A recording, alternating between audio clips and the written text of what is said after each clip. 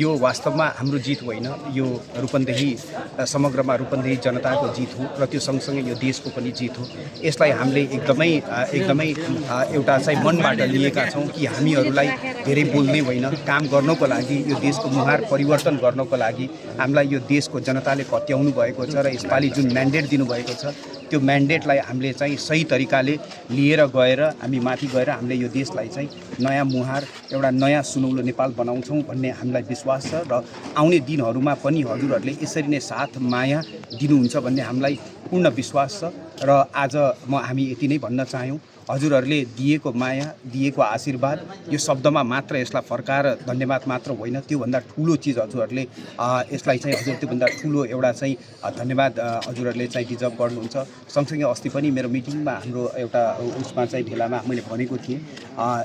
यो पालि चाहिँ हजुरहरू मतदाताको रूपमा होइन, एउटा न्यायको देउताको रूपमा हजुरहरू आउनुहुनेछ भन्ने हामीलाई विश्वास छ भनेका थियौँ र त्यो पक्का पनि हजुरहरूले एउटा न्यायको देउताको रूपमा आएर अहिले रूपन्देही 3 मा मात्र नभएर यो सम्पूर्ण देशमा जसरी हजुरहरूले चाहिँ एउटा क्रान्ति लिएर आउनु भएको छ त्यसमा हजुरहरूलाई एकदमै धेरै धन्यवाद दिँदै हाम्रा विगतका जति पनि तिता मिठा कुराहरू छन् तीहरूलाई हामीले भुलाउने गरी देशलाई अझ पनि राम्रो सुदृढ गराउने र यो देशमै बसेर रोजगारी, यो देशमै बसेर केही गर्न सक्ने र म नेपाली हुँ भन्ने अनुभूति सहित हामीले यो देश मिलेर बनाउनुपर्छ भन्ने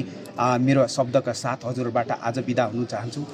हजुरहरू सबैको दिन सुख रहोस् र हजुरहरू सहित देश विदेश सबै बस्नुभएका सबैजना हाम्रा दाजुभाइ दिदीबहिनी बुवा आमा सबैलाई हाम्रो धेरै धेरै धेरै माया सम्झना र हजुरहरूको दिन सफल रहोस्, हजुरहरूको जिन्दगी सफल रहोस् भन्दै बिदा हुन चाहन्छु। धन्यवाद।